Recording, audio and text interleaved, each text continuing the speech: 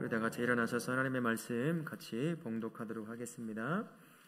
예레미야 31장 23절에서 40절까지의 말씀입니다. 우리 서로를 향해서 예수님 때문에 행복하십시오라고 인사하도록 하겠습니다. 예수님 때문에 행복하세요. 행복하시기 바랍니다. 유다의 범죄함이 얼마나 컸든지 마치 브레이크가 고장난 차를 타는 것과 같다라고 할 수 있습니다. 본인도 죽고 다른 사람도 죽게 하는 그 위험천만한 삶을 살던 민족이 바로 유다 민족이라고 할 수가 있습니다. 많은 언약을 깨버리죠. 하나님과 함께 맺었던 언약을 스스로 깨고 죄악 가운데 머물렀던 이 민족, 가능성이 없어 보였어요. 도대체 하나님의 백성으로 살 만한 민족이 아닌 것 같은 그러한 삶을 살던 민족이 바로 유다 민족이었습니다. 그러나 우리 하나님이 어떤 분이시냐면 그럼에도 불구하고 그들을 사랑하셔서 새 언약을 맺으십니다. 그리고 내일이라고 하는 미래를 약속해 주시는 거죠. 그래서 비록 지금은 징계 가운데 고통으로 아픔을 당하고 있지만 내일에 대한 희망과 소망을 가지고 살아갈 수 있게 만드신다라는 것입니다. 우리도 죄인이었어요. 하지만 예수 안에 들어오면서 새 언약 가운데 하나님의 백성이 되었습니다. 희망이 있고 소망이 있는 인생인 겁니다. 지금 당장 살아가는 삶의 모습이 참 힘들고 어렵다 하더라도 우리에겐 예수 안에서 새 언약을 맺은 새 백성이에요. 그래서 영원한 소망을 갖는 사람이라는 거죠. 그러니 우리가 예수 안에 새 백성이 된 것에 대해서 항상 감사하며 기쁨으로 하나님께 영광과 찬송을 올려드릴 수 있기를 바라겠습니다. 아멘. 우리 23절부터 30절까지의 말씀 한번 봅니다. 하나님이 유다와 이스라엘의 회복을 약속하십니다. 유다 땅으로 돌아올 포로민들이 다시 쓸 말이 무엇입니까? 같이 한번 읽어볼까요? 의로운 처소여 거룩한 산이여 여호와께서 아멘. 자, 그러면 하나님은 유다 백성을 어떻게 회복시키십니까? 같이 읽습니다. 피곤한 심령을 상쾌하게 하며 모든 연약한 심령을 만족하게 하신다. 우리가 예수 안에 들어가기 전에는 우리 모든 성도는요 하나님과 적대적인 관계에 놓여 있었어요. 로마서에서는 이런 우리와의 관계를 뭐라고 했을까요? 본질상 우리는 진노의 자녀다. 영원한 죽음을 향해 갈 수밖에 없는 존재라고 말씀합니다. 하지만 예수 안에 들어와 새 언약 백성이 되면서 이제 하나님과 우리와의 관계가 완전히 달라진 거죠. 언제든 우리는 하나님 앞에 뭐라고 부르면서 달려갈 수 있을까요? 아빠하고 언제든 달려가 안길 수 있는 그러한 관계가 된 겁니다. 이 사실을 기억하시고 여러분의 삶 가운데 만나는 삶에 문제가 있다고 한다면 예수께서 회복해 놓은 새 백성으로서 하나님께 언제나 아빠하고 달려가시는 우리 성도님들 되시기를 바라겠습니다. 우리는요 피곤함과 삶의 문제 앞에 찌들어 살아요. 어제 해결했다고 해도 오늘 또 문제 앞에 놓이는 게 인간의 삶이라고 할 수가 있습니다. 그래서 매일같이 쉼을 얻고 만족을 얻고 싶지만 그게 잘 안 된다는 게 문제예요. 다른 곳에서 얻으려 하지만 어떻습니까? 얻을 수 있나요? 남편에게서 얻나요? 아내에게서 얻나요? 자녀에게서 얻습니까? 부모에서 얻나요? 아니면 돈에서 진정한 쉼과 안식을 얻습니까? 이 땅에서는요 진정한 쉼과 안식을 줄 수 없습니다. 오직 살아계신 하나님만이 삶의 문제에 지쳐있고 짓눌려 있는 저와 우리를 향해 진정한 쉼과 만족을 주실 수 있는 줄로 믿습니다. 예수님 안에 하나님 안에 있을 때 회복과 치유와 만족과 안식을 그제서야 누릴 수가 있는 겁니다. 그래서 예수님께서 요한복음 14장 27절을 통해서 우리에게 이렇게 말씀하셨어요. 같이 한번 읽어볼까요? 시작. 평안을 너희에게 끼치노니 내가 너희에게 주는 것은 세상이 주는 것 같지 아니하니라. 너희는 마음에 근심도 말고 두려워하지도 말라. 아멘. 진정한 쉼을 가져오는 그 평안은 이 세상에서 받아 누릴 수 없다라고 말씀을 하시는 겁니다. 유다 백성 불순종과 우상 숭배로 바벨론의 포로로 끌려가요. 징계에 대한 대가로 끌려갑니다. 그곳에서 포로가 되어 살아가요. 뿔뿔이 흩어져 가지고 다시는 서로 못 만나도록, 그래서 반역을 못 익히도록 바벨론이 지배하고 있는 제국 곳곳에 흩어버려요. 그렇게 살게 합니다. 그들이 어떤 민족이죠? 선택된 민족입니다. 선민이라는 자부심을 갖고 살던 사람이죠. 그리고 자기 땅 유다 땅에는 살아계신 하나님의 임재함이 있는 성전을 가지고 있다고 자부를 갖고 살아가던 그런 사람들이었잖아요. 그러나 죄에 대한 징계로 멸망해서 포로로 흩어져 버렸어요. 얼마나 비참할까요? 즐거움이 있을까요? 쉼이 있을까요? 만족한 삶을 살 수 있을까요? 없습니다. 상대적으로 더 큰 비참함에 놓여 있을 거예요. 부자가 가난하게 되는 거하고 가난한 사람이 좀 더 가난해지는 거하고 느끼는 게 뭐가 다를까요? 부자가 더 힘들잖아요. 그러니 유다 백성은 자기는 선택된 민족이요, 살아계신 하나님이 우리 땅에 임재해 계시던 그분의 통치를 받던 민족이 이방 민족에게 망해서 이곳저곳 가서 포로로 살고 있으니 얼마나 마음이 아프겠습니까? 절망에 절망, 희망도 없고 소망도 없는 인생, 어디서 만족을 얻고 어디서 즐거움을 얻으며 무슨 기쁨을 갖고 살 수가 있겠어요? 그 절망 가운데 놓여 있는 것입니다. 진정한 쉼을 못 얻는 거죠. 이렇게 모든 것이 다 끝나버린 것 같은 유다 백성들을 향해 하나님께서 예레미야의 입을 통하여 새로운 약속을 통해, 회복을 통해 만족을 누리게 하시겠다라고 말씀하십니다. 25절 말씀에 이렇게 되어 있어요. 같이 한번 읽어볼까요? 25절 시작. 이는 내가 그 피곤한 심령을 상쾌하게 하며 모든 연약한 심령을 만족하게 하였음이라. 하나님의 백성이었던 이스라엘 백성, 유다 백성, 그들이 어디서 가장 큰 만족과 행복을 누릴 수 있을까요? 어디에 있을 때? 누구랑 함께 있을 때요? 하나님 안에 있을 때, 하나님과 함께 할 때, 그분의 말을 쫓아 살아갈 때 이스라엘 백성, 유다 백성은 가장 큰 행복과 즐거움과 만족과 기쁨을 누리며 살던 존재입니다. 그러나 그 하나님을 등지고 떠나면 그 다음부터는 하나님이 주시는 하나님 안에서만 누릴 수 있을 그 기쁨과 행복, 만족과 즐거움은 절대로 못 누리게 되는 거죠.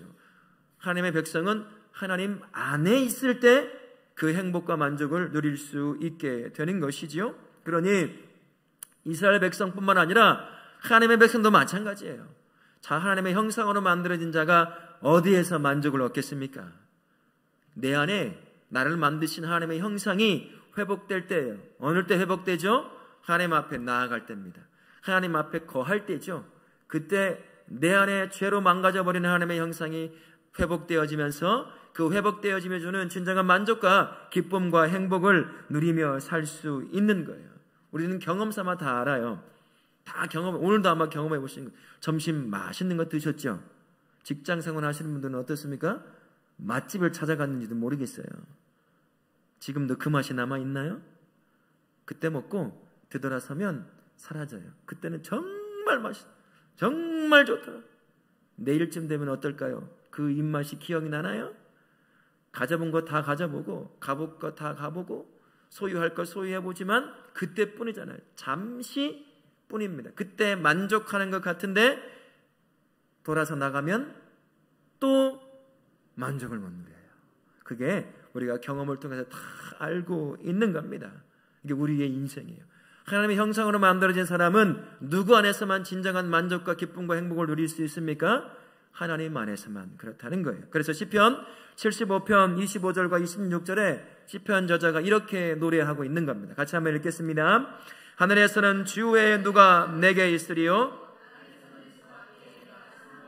없나이다. 내 육체와 마음은 쇠약하나 하나님은 내 마음의 반석이시요 영원한 분깃이시라. 내 마음의 반석이신 그분이 내 안에 계셔야 흔들리지 않는 거죠. 얄팍한 것에 이리 흔들리고 저리 흔들리고 불만족 가운데 살지 않습니다. 나의 분깃이신 그분이 내 인생을 책임져 주시면 어떤 상황에 놓여 있어도 우리 성도의 삶은 만족하는 줄로 믿습니다. 그러니 누구 안에 거하려고 해야 되겠어요? 돈 안에 거해야 되죠? 건강 안에 거해야 되죠? 아닙니다. 하나님 안에 거해야 돼요.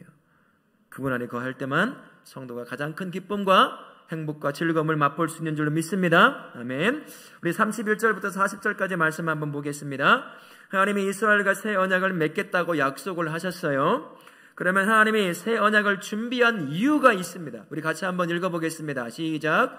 하나님이 이스라엘의 남편이 되었어도 그들이 하나님의 언약을 깨뜨렸기 때문이다.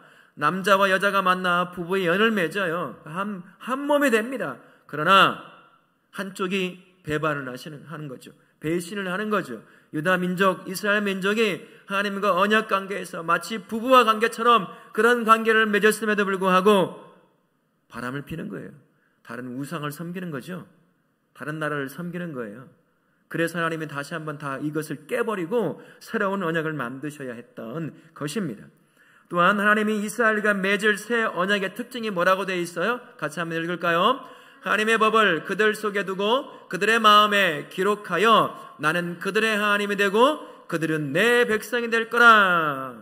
눈에 보이는 돌판에 새겨진 언약이 아니라 너의 마음 가운데 내 언약을 새겨 넣어 이제는 다시 한번 내가 네 하나님이 되고 너는 내 백성이 되는 거예요. 이제는.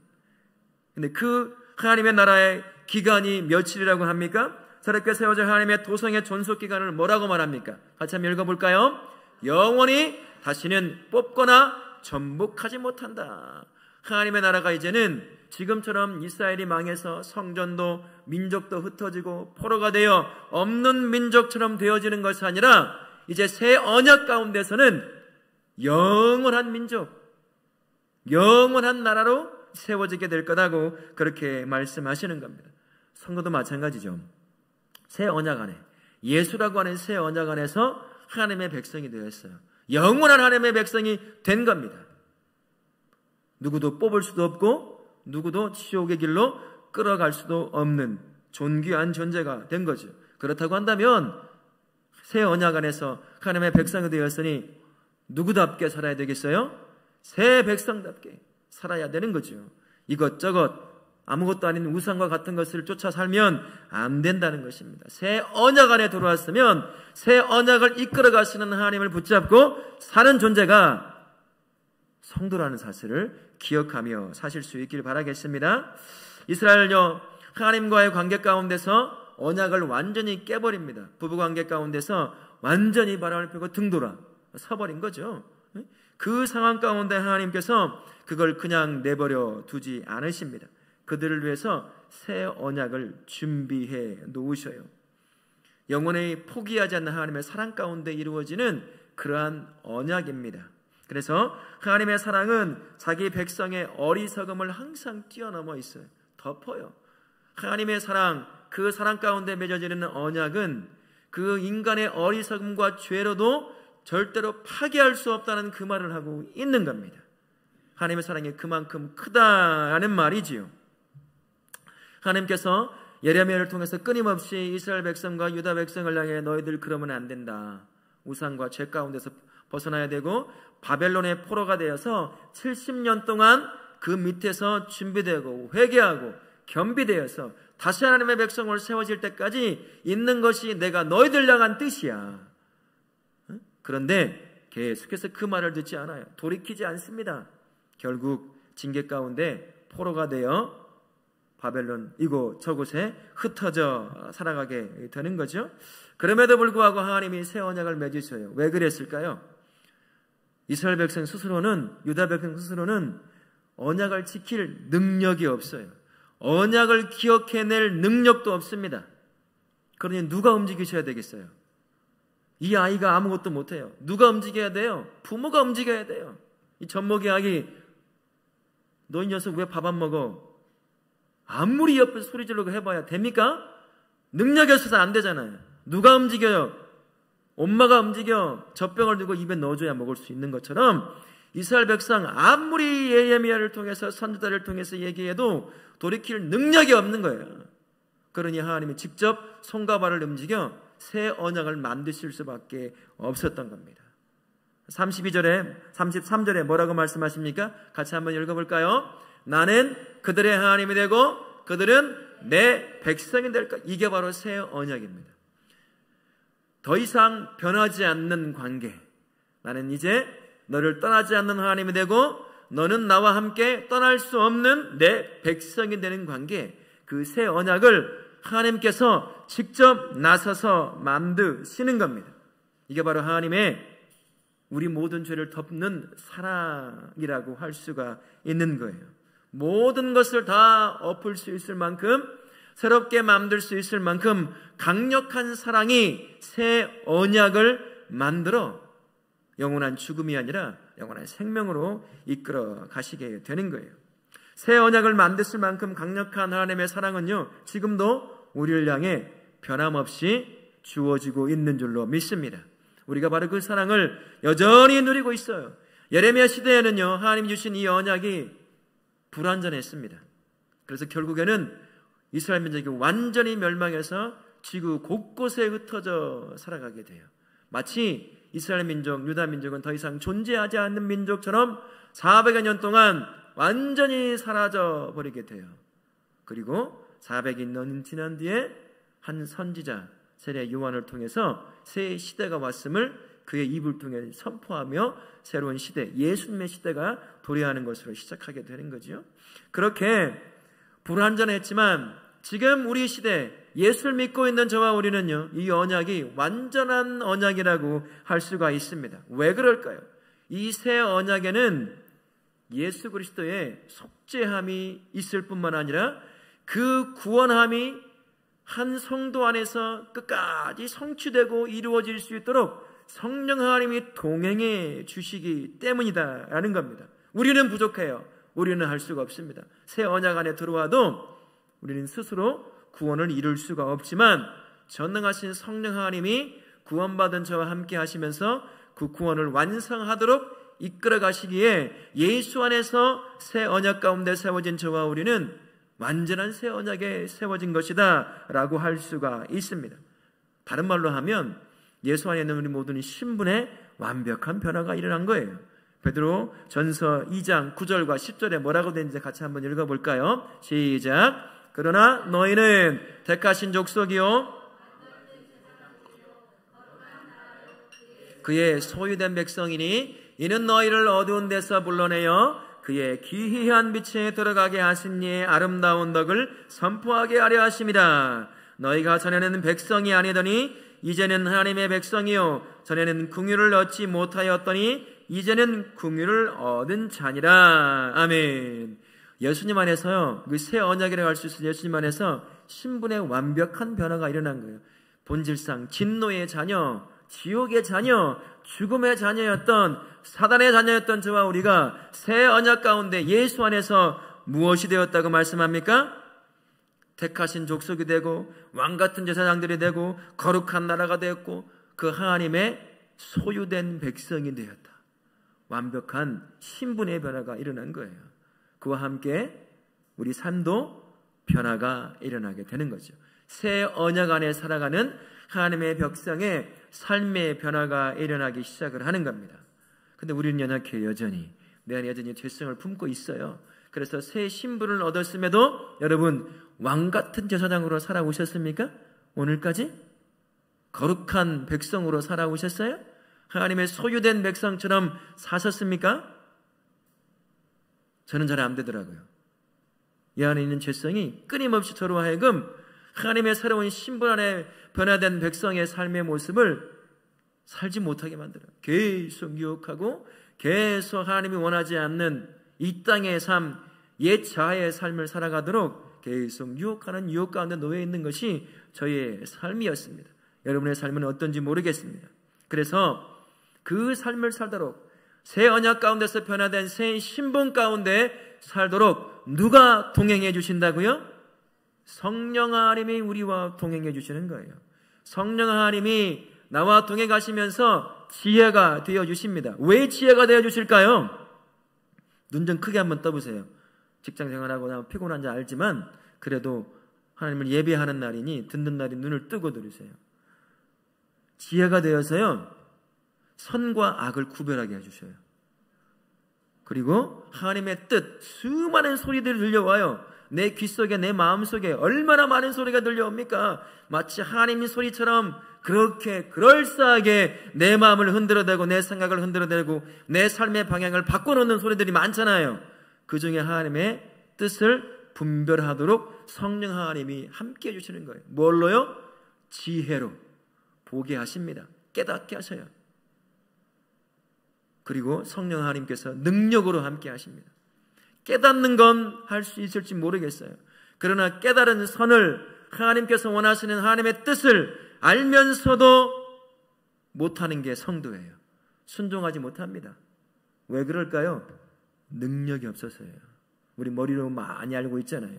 하나님의 말씀을 많이 알고 있어요. 하도 들어서 머리는 가득 채워져 있지만 실제 삶의 현장에서는 그 하나님의 선과 하나님의 뜻을 선택해 살아가고 있는지 한번 생각해 보면 그렇지 못한 삶이 대부분이라는 것을 스스로 깨달을 수 있을 겁니다. 성령님이 능력되어 주시지 않으면요, 선을 선으로 보면서도 내 이득 때문에 눈 감아버려요. 내 이득이 앞서면 선 필요 없어요. 그 이득 선택하는 거예요. 남들이 아프건 말건 이게 불법이건 선한 것이건 상관없어요. 내 이득이니까 선택하는 거예요. 선을 선택하고 하나님의 뜻을 선택하는데도 성령님이 능력되어 주셔야 돼요. 그래야 그것을 선택할 수 있습니다. 그렇지 않으면 안 돼요. 제가 지금 읽고 있는 책 중에 하나가 예루살렘의 아이만이라고 하는 책입니다. 2차 세계대전 때 독일의 한 장성이라고 할 수 있겠죠. 유대 사람들을 600만이라고 죽였잖아요. 그 중에 한 사람이 그 일을 하다가 몰래 남미에 있는 아르헨티나로 도망쳤어요. 그런데 이스라엘의 정보기관이라고 할 수 있는 모사드라고 하는 그 정보기관이 수십 년이 지난 뒤에 그 사람을 발견해서 몰래 납치해서 이스라엘 땅 법정에 세웠습니다. 자기 민족을 죽이는데 앞장선 사람으로. 근데 이것을, 이 재판의 기록들을 한 유대 여자 철학자가 썼는데 그게 한나 아렌트라고 하는 사람, 한나 아렌트라고 하는 여자예요. 그 여자가 쓴 책이 있어요. 한국말도 다 번역이 되어 있는데 그 아이히만의 모든 재판을 기록하면서 이 사람은 그냥 평범한 사람 같더라는 거예요. 근데 선과 악을 구별을 못하는 거예요. 왜 그러냐?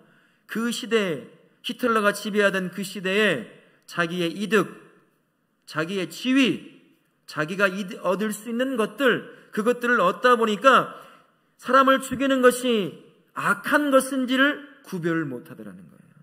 그래서 그 사람이 유명한 말을 만들었어요. 악의 평범성. 누구나 다 악한 자가 될 수 있다. 누구나 다 사탄이 될 수 있다. 누구나 다 악마가 될 수 있다는 거예요. 선을 보면서도 알아보지 못하고 선택할 능력이 없으면 안 되는 거예요. 내가 아무리 하나님 안에, 예수 안에서 새로운 신분으로 완벽히 변화가 되었다 하더라도 성령께서 내 안에서 지혜와 능력으로 함께 해주셔서 선을 선으로 보고 그 선을 손해가 본다 하더라도, 내가 돈을 못 번다 하더라도 그 선한 것이라고 한다면 그걸 선택할 수 있는 능력이 되어 주셔야 선을 선택해 살아갈 수 있다는 것입니다. 그래서 성령이 왜 함께 해주시냐면 변화된 신분을 살아갈 수 있도록, 그 삶을 살아갈 수 있도록 지혜가 되어 주시려고, 능력이 되어 주시려고 성령이 함께 해 주시는 거예요. 그래서 우리 안에 예수 안에서 변화된 그 하나님의 놀라운 새 언약 안에 그 신분 가운데 잘 살아갈 수 있도록 성령 하나님이 함께 해주시는 것입니다. 내 힘으로 살 수 없죠. 우리 하나님이 함께 해주셔야 살 수 있습니다. 능력과 지혜가 되어주시라고, 내가 변화된 그 삶을 살 수 있게 해달라고 간구할 수 있어야 돼요. 스스로 신앙생활 20년 30년 했으니 내가 하는 판단? 아니요, 그렇지 않아요. 목사 입장에서 보면 참 아닌 것이 참 많이 보여요. 그러나 말은 못해요. 왜 그럴까요? 삐지니까요. 삐지니까 말 못해요. 그냥 그래요, 선하신 능력 있는 그대로 판단해서 하시라고 내버려 두는 경우가 제가 가끔씩 있어요. 우리 스스로 그렇게 못해요.